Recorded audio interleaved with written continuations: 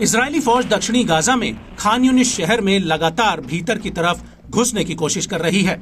Israeli सेना का कहना है कि खान यूनिस शहर के कई इलाकों में हमास की सैन्य शाखा अल कासिम ब्रिगेड और अल कुद्स ब्रिगेड के कई बड़े ठिकाने हैं, जहां से ये दोनों ही गुट आईडीएफ पर हमले कर रहे हैं। और इसी कड़ी में अल कुद्स ने एक नया वीडियो जारी किया है। बताया जा रहा है कि ये वीडियो पूर्वी जबालिया का है, जो उत्तरी गाजा में स्थित है। वीडियो में साफ दिख रहा है कि कैसे अल कुद्स के लड़ाके इजरायली सेना पर भीषण हमले कर रहे हैं।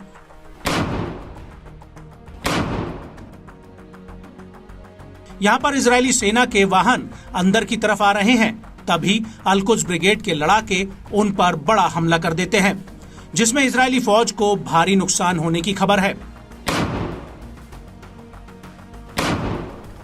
वीडियो में साफ दिख रहा है कि दूर से इजरायली सेना का एक वाहन आ रहा है और उसके इर्द गिर्द इजरायली सेना के कई सैनिक डेरा डाले हुए हैं।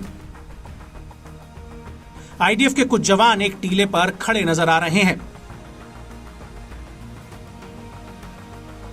और अल कुद्स के लड़ाके इन पर हमला करने के लिए एक लॉन्चर में रॉकेट में भरकर उन पर दाग देते हैं।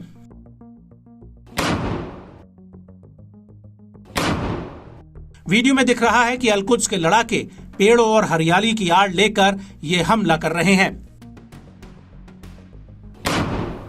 अल कुद्स ब्रिगेड का कहना है कि उसने इजरायली फौज के रास्ते में आईईडी बिछा दिया था, जिससे एक इजरायली सैनिक की मौत हो गई, जबकि अन्य 13 घायल हुए हैं।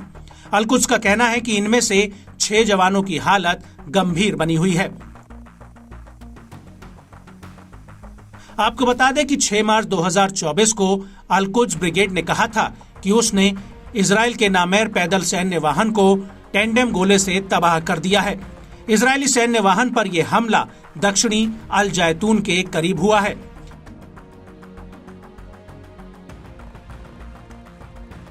इसके अलावा अल कुद्स के लड़ाकों ने दक्षिणी गाजा में आईडीएफ के कमांड और कंट्रोल सेंटर पर भी मोर्टार का एक जत्था दागा है।